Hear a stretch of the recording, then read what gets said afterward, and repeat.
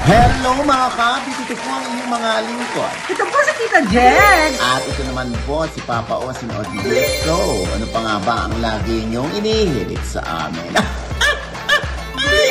Ichika mo na dali.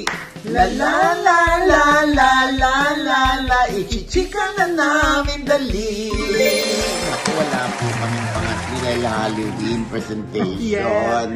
So, si Mama Loy ay nag-costume siya bilang bangkay na hindi na nagigising. Sleeping Beauty siya. Oo, Sleeping Beauty. Oo. Para pagising niya, beauty. Beautiful. Oo, at literal literal na wala siya.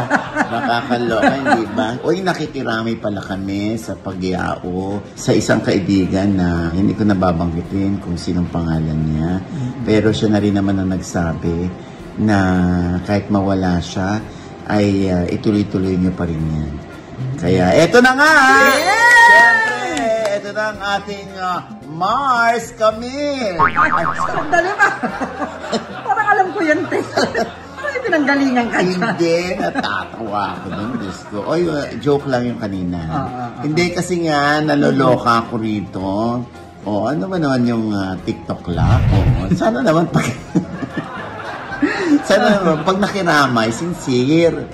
Nawawala yung sinseridad ng pakikiramay natin sa tao, lalo na dun sa kasama natin sa show. Di ba? Siyempre si Kuya Kim ay bahagi ng TikTok Lock. Tapos, absent mo na si Kuya Kim. So, habang absent siya, si Camille Prats ang humalili. Pero hindi ko kinaya yung segue na lahat sila may tagi-isang spill. Oo. Tapos, biglang intro na Mars Camille. Ayan. Dinaan sa production, te. Oo, di ba? Sabi nga nung ibang netizen, te, sana daw nag-commercial break muna. Oo, dapat pinasok si Mars Camille. Oo, nakakaloka. Oo. Ang ending tuloy, yung iba nagbibiro na parang hindi maganda yun for Mars Camille daw. Na parang next in line. Di ba may mga comment dyan, nakakaloka. Alam mo yung mga netizen, di ba? Yung kanilang mapanuring mata sa mga ganyang pagkakataon, no? Siyempre, di ba, sa panahon ng social media, ang mas nakikita ng mga netizen ngayon ay yung mga palpak, yung mga awkward, yung mga hindi kagandahang asal, yung mga unique, di ba? Pero yung mga normal, yung mga tama, yung maayos, hindi na ba-viral yan? Hindi kaya sinadya, te? Ay, hindi naman natin alam kung sinadya eh. Kung aaminin lang sinadya nila para mas nakakatawa at para mas viral at magtagumpay sila. Kung sinasadya nga talaga, ha? Kaya next time maging aware na tayo, maging alerto na tayo sa ganyang mga proseso, lalo na bahagi ng show yung namatayan at tayo nagkukondol, di ba? Next time, ingat-ingat. Oo. Pero normal yan, mga ganyan. Kung mapapansin mo, meron na talagang ibang mga, like sa Showtime, yung gagawa sila na ika-viral din nila. Meron din ganyan sila. Yung mga ino-cray si Vice or naisahan si Vice, yan yung mga na-viral. Oo. Kasi di ba madalas si Vice ang nakakaisa. Kanilang lahat. Oo. Kaya normal lang yan. Pero next time, huwag nang maulit yung ganyan. Dahil kahit si Kuya Kim ang makakapanood niya, hindi niya gugustuhin na yan ang, ano ba yun? Nakakaloka. Nakirami, biglang in-intro si Mars Camille. Bonggang prod. Bonggang prod. Dancing. Ay, nako. Anyway, tayo naman ay nakikiramay at the same time, pinalalakas din natin ang loob ni Kuya Kim at ni Tricia na sino ba naman ng magulang ang gustong mawala ng anak, hindi ba? Lalo na't merong kasabihan ng matatanda na hindi mo na naisin na ikaw yung maghatid sa huling hantungan sa anak mo. Dahil ang normal na nangyayari ay yung mga anak ang naghahatid sa magulang. Nako, ito naman, Ay, ano ito naman wala namang namatayan pero na-viral siya. Ay! Si Ann Curtis. Ay, oo nga. Oo, dahil ito nga, kitang-kita, kumalat yung video kung saan umattend si Ann Curtis ng Halloween party. Oo, kung saan nandun yung mga K-pop stars. Oo, sa pangunguna na napakagwapong si Jackson Wang. Oo, Na parang super duper close sila ni Ann Curtis. Ayan, nakakaloka, Ilang shots niya na talagang nakunan sila. Medyo touchy, clingy, itong si Ann Curtis dito kay Jackson Wang. Na ito naman si Jackson Wang ay hindi naman din nagre-reciprocate. Kumbaga, pag-submissive lang siya kay Ann. Oo. Tapos, ayun na nga, chika-chika pa sila. Ayan, di ba? May mga comment nga na sabi, sana all daw. Oo, di ba? Tsaka yung iba, nangiinggit daw si Ann. Dahil syempre, maraming fan si Jackson Wang. Tapos, siya lang yung nakaka-beso-beso, nakaka-chika-chikan, di ba? Kaya yung iba nag-speculate naman na, ano ba yan? Si Ann Curtis, wala man lang daw kahihiyan na may asawang tao. Ano na lang daw iisipin ni Erwan Yusuf. Diba? May chika pa natin na ano daw, mukhang nakakalimutan daw ni Ann Curtis na may asawa at anak na siya. Exactly. Yun yung mga comment. Yung iba naman, sumasagot din, makainggit lang kayo. Tapos, meron pa isang eksena, ayan, kung saan si Ann Curtis ay sumakay sa van ng mga K-pop. Isang sasakyan lang daw Isang sila, sasakyan sila. Paalis dun sa venue, Oo. Alam nyo, di ba, si Ann naman, very ma-PR naman talaga yan. Yes. Oo. Ako walang mali siya sa akin. Kasi kung ganun talaga sila ka-close, hindi ba? At saka, bakit naman magiging clingy si Ann Curtis kung meron siyang gusto sa isang lalaki? Siyempre, secretly, doon niya gagawin yun. Diba? Hindi yung puro sinisinagan sila ng camera. Diba? Ako sa akin, hindi ko binibigyan ng mali siya yun. And for sure naman, aware naman si Ann na maraming nakakakita sa kanila para magagaganon siya. Kay Jackson Wang, di ba? Oo. Tsaka ano yan, baka noon pa yun mag-friends, hindi lang nakunan dati. Ngayon lang nagkita ulit yung dalawa, kaya super chummy sila. Oo. Yung iba naman kasi iniisip na nanadya si Ann Curtis na inggitin yung mga kababaihan, yung mga fanay. Nakakaloka, hindi ba? Ano ba yan? Kahit naman ako nainggit di ba? Oo. Maraming pagka-close talaga. Nagwatir-watir ka nga. Yes! Diba? Ay, naku, nakakaloka. Kaya, wag na nating dungisan yung magandang relasyon ni Ann Curtis at Erwan Yusuf. Kasi nga, pinakita pa yung si Erwan habang inaalagaan si Dahlia. Habang si Ann Curtis ando naman na puwa-party-party. Nakasama si Jackson Wang. Oo. Diba? Huwag na nating bigyan ng mali siya yung kay Ann Curtis at kay Jackson Wang. Actually, nakausap ko yung kapatid Jackson, si Malu. At ang sabi ni Malu... Malu? Kapatid ni Jackson, si Malu? Maluwa? Ang bagal ko. Di ba hindi ko naramdaman? Di ba ako yun? Oo nga. Luwag-luwag ng caps. Anyway. Ang bagal ko. Hindi ko nag-get. Kakapa-MD mo yan. Yan nga, barang na barang pa. Kaloka ka. Kaya sa mga sa mga fans, huwag na nating lagyan ng mali siya yun. Dahil gano'n naman si Ann Curtis talaga. Kahit nga sa mga fans, pinupuri siya dahil touchy rin siya, na mabait siya, ma-PR. Siyempre, alam mo naman tayo pag nag-ano ng mga bisita mula sa ibang bansa, hindi pa? Para maipagmalaki tayo dun sa Korea. And speaking of ibang bansa, diba? Tulad yan, kami mismo ni Mama Loy, na hanggang ngayon natutulog pa. Yun nga kasing costume niya. Sleeping Beauty. Hindi kami. Pupunta kami sa Canada. Para ipagmalaki naman yung produkto ng Pilipino. Yung pagpuproduce natin ng How to Get Away from My Toxic Family. At first time namin ni Mama Loy sa Canada. Ayan, napapasana all talaga. Diba? Sana all. Sana naman hindi kami mahuli sa sa flight. Dahil tulog pa siya. Hindi, tapos na yung Halloween mo. Malamang iba na yung costume niya. Kaya nga pupunta kami sa Canada. Ito yung mga screening schedule namin. Ito na po ang first ever Filipino movie premiere in the French city. Bonjour, Montreal! Sa atin pong Quebec screening sa November 7 po yan.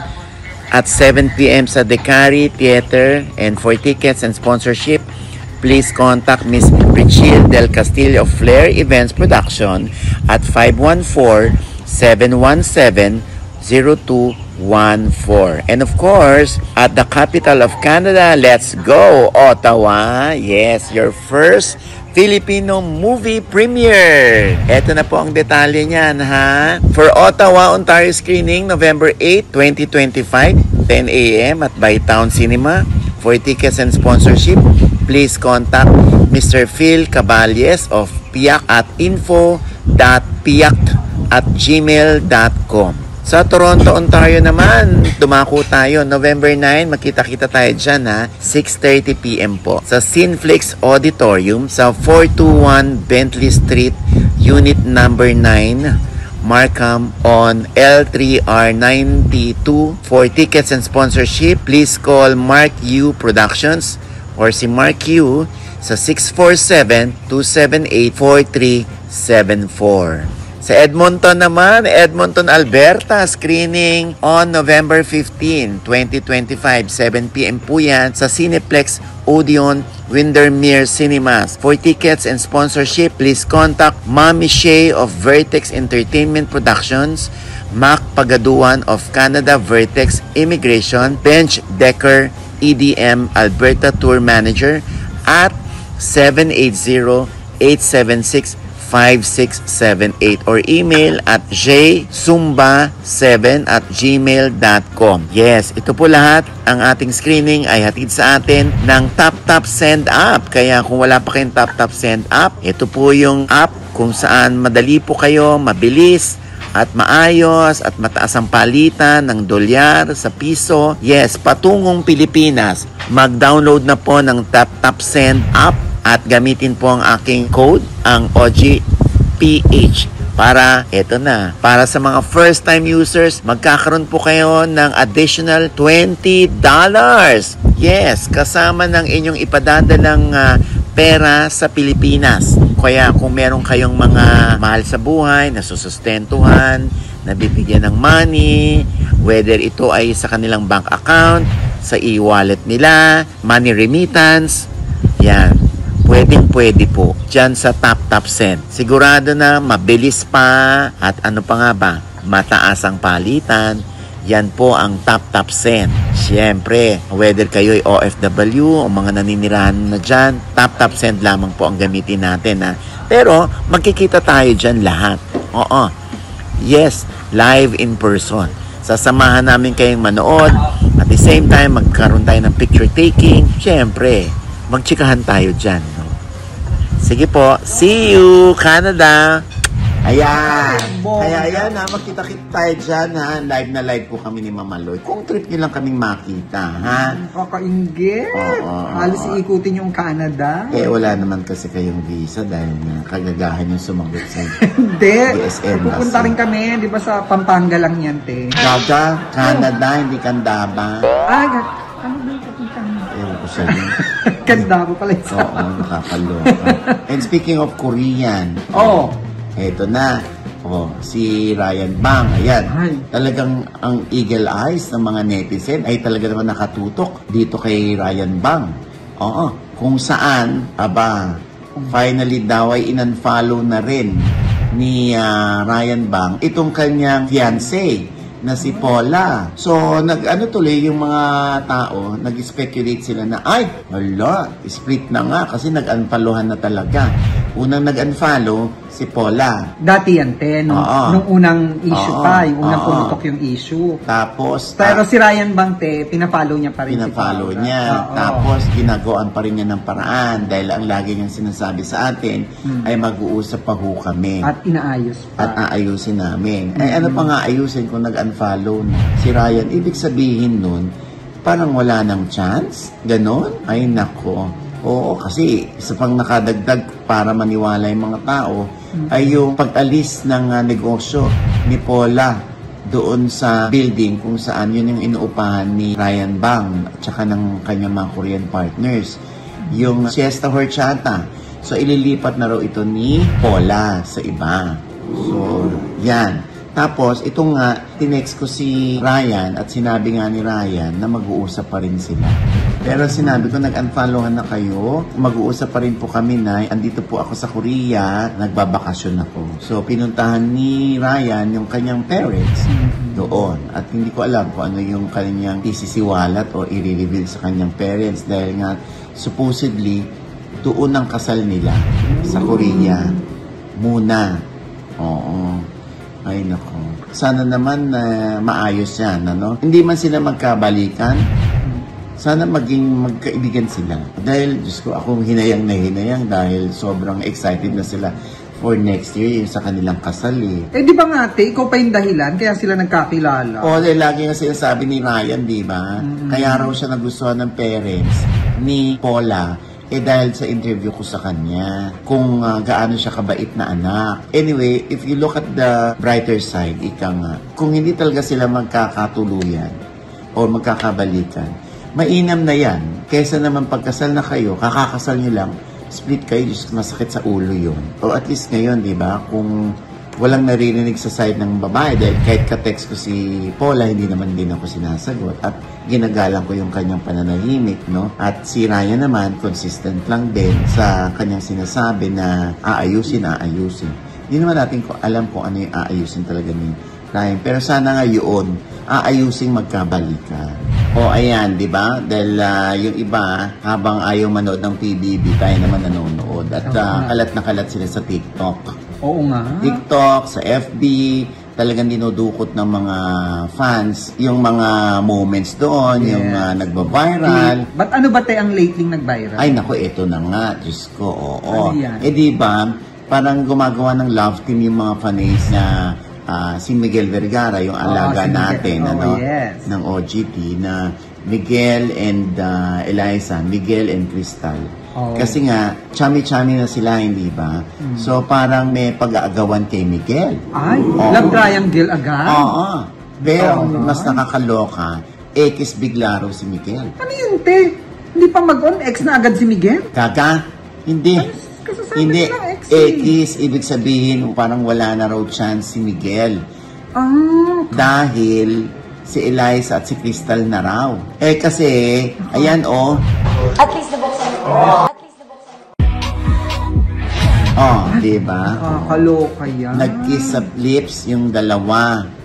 Syempre, iba, nagdududa. Aba, meron ng GL sa loob. Kung may BL, may GL. At ito yung nangyari sa loob ng bahay ni Kuya.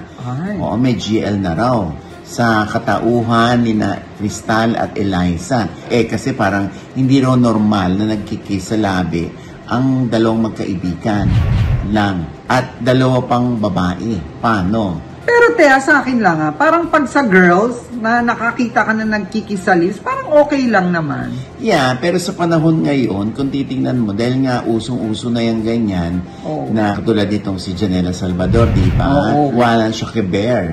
Kahit i-chismis pa ako, jowa ko si Clea, Pineda, wa ako care. Alam mo yung sinasabi ng ibang tao na parang hindi naman daw normal yon, pero nanonormalize yung parang parehong babae. Kasi nga, namamagnify sila dahil syempre, parehong artista yan. Parehong... Katulad nito, syempre may 24 hours na umaanda na CCTV dyan sa loob ng bahay ni Kuya. Paano? Nakikita lahat ng ginagawa nila. Nag-kiss pa man din yung dalawa. So, kahit yung mga kasama nila, yung mga housemates nila doon, syempre iba rin yung dating sa kanila. Dahil hindi naman tayo nasanay talaga na araw-araw nakakakita na ang batian ay sa labi, pagkikis sa labi ng dalawang babae o ng dalawang lalaki. Dahil yung paglalaki at babae nagkiss sa labi, syempre, ano iniisip natin? Magjowa. Kaya ito, pwede nilang isipin na, ay nagkakagustuhan sila, magjowa sila, yon. Pero syempre, yung iba naman ay nagtatanggol din na, ganun sila, BFF tropa-tropa sila Walang mali siya yun. Kaya huwag daw lalagyan ng mali siya ng ibang tao. Okay. Diba? Yun nga ang sabi sa mga comments, andun may daw ng isip at utak ng ibang tao. Oo nga. Pasensya na kayo, may camera, nakunan, may video. Kasi kung wala namang video, wala namang huhusgahan. Kung walang video yun, te, hindi na PBB yun. Oo, exactly. Alam mo, isa sa mga yung moments sa PBB na lalo pang naku-curious sa mga tao kung bakit nila pinanonood ito. Dahil dito mo nga malalaman at mapapatunayan kung ano talaga yung mindset o behavior ng mga bata ngayon. Katulad nito, di ba? Parang kay John Clifford. Oo. O, isa nating anak-anakan. Parang hindi siya makaniwala na sa dami nila, ilan sila? 20. Tapos yung pagkain, tinapos. Hindi nakakain si Marco Massa. Kaya naman nagsabi si Clifford kay Marco na parang ang dami raw kinuha ang pagkain ni Carmel. Oo, tapos hindi naman daw inubos. Hindi tuloy nakakain daw si Marco. Siyempre si Clifford, di ba? Pag nagsisibo tayo at kumakain si Clifford, ang linis ng pinggan. Yes, inuubos. Inuubos ang pagkain dapat. Diba? Oo. Kuha ka lang ng kaya mo lang. Oo. Pag nabitin ka, balik ka na lang kuha. Oo, ayan, tuloy na bash ng gusto si Carmel. Ay, nako. Dapat kay Charmel, ang pagkain niya nasa briefcase. Para pag gusto niyang kumain, utusan na lang siya. Carmel, buksan mo na! Carmel yan, te! Hindi Carmel! Sa deal or no deal yung sinasabi mo. Hindi naguluhan. Bakit nasa briefcase yung ano? Ay, naku, nakakaloka, di ba? Dito mo masisilip si Clifford na ganun siya kahinayang sa pagkain. Alam niyo si Clifford, may kaya yan sa buhay, sa Cebu, no? Dahil yung parents niya ay barkada namin, kaibigan namin. At pag nasa Cebu kami, sila yung sumusundo sa amin sa airport, nagdadala sa amin sa Simala Church. Tapos si Daddy Dodong naman, ititrip kami kung saan-saang lugar niya. Gusto kami kumain, ganyan. Kababait. At talagang inuubos natin. Bawal ang tira. Kung may tira, iuwi nyo. Iuwi. Yes. Oo. Kaya huwag naman tira. Sobra. Kung may sobra, te, inuuwi. Oo. Siguro lang, te, na shock lang si Clifford na, hindi siya sanay nakakakita ng may mga sobrang pagkain na hindi inuubos. Tapos mas nakakabuisit na merong hindi nakakain dahil sobra yung kinuha mo. May kasama silang hindi nakakain. Kaya nga itong Carmel, gusto ng mga netizen na palabasin na raw ni Kuya. Grabe. Uy, sandali, nag-uumpisa pa lang. Oo, di ba? Hindi naman lahat ng bagay na gusto nyo makita sa loob magaganda at aayon sa panlasa ninyo. Pagbigyan natin yung bata, baka naman merong character development. Malay nyo, di ba, hindi na siya kumain sa susunod. Hindi, malay din naman natin, te. Baka nung moment na yun, gutom na gutom siya. Tapos nung nakakain na, di ba may mga ganun din naman tayo minsan, yung pag nakakain na, ay, busog na pala ako. So, correct. Di ba? Alam nga namang ibalik niya. Oo nga, nakakaloka. Oo, baka may ganun lang. Ay, nako. Anyway, ayan. Ilan lang yan sa mga highlights ng nakaraang week, ano? Marami pa tayong ma-discover sa kanila. At dun sa mga netizen, lagi niyong tatandaan, hindi naman kayo yung nasa loob. Nandito tayo sa labas at tayo lang ang nagja-judge. Kahit kayo yung nasa loob o tayo nasa loob, may mali tayong magagawa din. At huhusgahan din tayo ng outside world. Kaya, hinay-hinay lang din sa pagko-comment. Tsaka may chance naman sila, te. No? Kung may ayaw na sila na nasa loob ng bahay ni Kuya, di ba? Pagdating ng botohan, pag na-nominate na yung ayaw nila, chance na nila yung te na wag i-save, di ba? Ito naman, binibigyan mo ng idea. Ganun naman talaga, di ba, sa PBB? Oo nga. Hindi nga, malay mo naman, di ba? Diyos ko. At saka nakakalimutan din naman ng mga tao yung pagdating ng araw na ito yung ginawa niya. Kaya nga lang, syempre, ang resibo niya, yung video, pagdating ng araw, hanggang sa magkaanak siya, di ba? Hanggang sa magkaapu-apuhan niya. Pero lagi natin tatandaan na, nobody is perfect. Even yung mga nag-o-opinion sa outside world, hindi rin tayo perfect. Okay? At ito pang isang balita, Jex. Ay, ano pa yan, te? Eto. Jex, may pa-soft launch na sina Daniel Padilla at Kyle Estrada. Silang dalawa lang ang magkasamang pumasok sa isang resto bilang celebration siguro nila ng Halloween. Di ba? Ayan, taray. Hindi naman ito nakakatakot, no? Bagkus, kinilig pa nga ang mga nakakita at na-videohan pa sila. Kitang-kita, talagang kahit gusto ng dalawa na maging pribado ang kanilang date, ang mga miro naman ay hindi papayag na hindi sila makunan at makapagpa-picture na rin sa kanila. wala pang pag-aming nagaganap. Pero what you see is what you get na lang siguro ang peg nila at hindi na sila kailangan pang tanungin. Yung mga pag-iwas ni Daniel sa pagsagot kapag nako-corner ng media at vloggers tungkol sa real score nila ni Kyla, dapat gets na natin yun na ibigay dapat sa kanila ang privacy nila ni beloved Kyla. Tama naman, hindi ba? And with that, mga kaibigan, ito po ang inyong mga lingkod. Ito po si Tita Jegs. Kung nagustuhan niyo po ang aming episode ngayon, huwag niyo pong kalimutang i-click at mag-subscribe para updated kayo sa aming mga bagong chika. Yes, at syempre kung meron kaming bagong video, ayan, magno-notify yan sa inyo.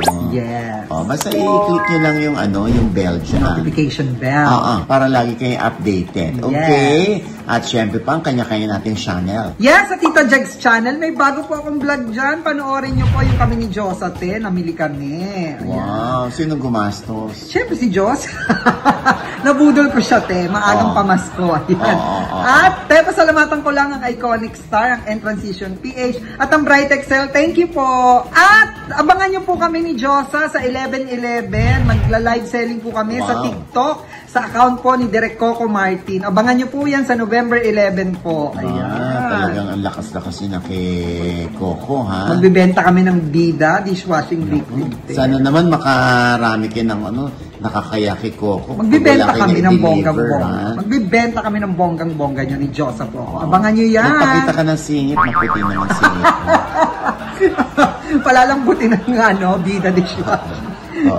I-ganon mo yung, ikudlitan mo yung yung liquid. Wala namang sebo yun. I-ganon mo sa singit mo. Hindi, walang sebo yun. Kakulay para makita lang. Nila yung, ito yung itim, ito yung puti. Kakulay lang ng puwet ng kawali. Pero walang sebo yun. Ay, nako. Anyway, ayan ang akin namang panayam kay Ogie, kay Tokayong Ogie Alcacid. 2 parts po yan, at ito po yung pangalawa. Siyempre, sa tagal na ninyo ni Miss Reg, no? Ano ang formula? Anong secret? Nalulungkot ako. Natatakot ako. Na-post ko. Ang pangit tingnan talaga. Aminado ako, minsan hindi ko naiisip. Uso na ngayon, di ba, mga blended families. Nakikita kayo sa picture with Michelle, si Reg. Hindi siya madali. Madalas yan ang ugat ng pinag-aawayan. Nagtanong ka ba sa sarili mo kung nagampanan ko ba lahat yung obligasyon ko bilang ama? Saan ba ako nagkulang? Bakit ganito pakiramdam ko sa nangyayari sa anak ko? Oo. Madalas yan. Alam mo, paglaki ng mga batang yan, susumbatan ka niyan. Diba? Sabihin niya, di ka naman naging tunay na ama. Wala ka naman. Maraming mga bagay hindi ko alam. Hindi ko pala kilala yung panganay ko. Oh? Oo. And for me, naiyak tuloy ako. Galing mo sa ganito, no?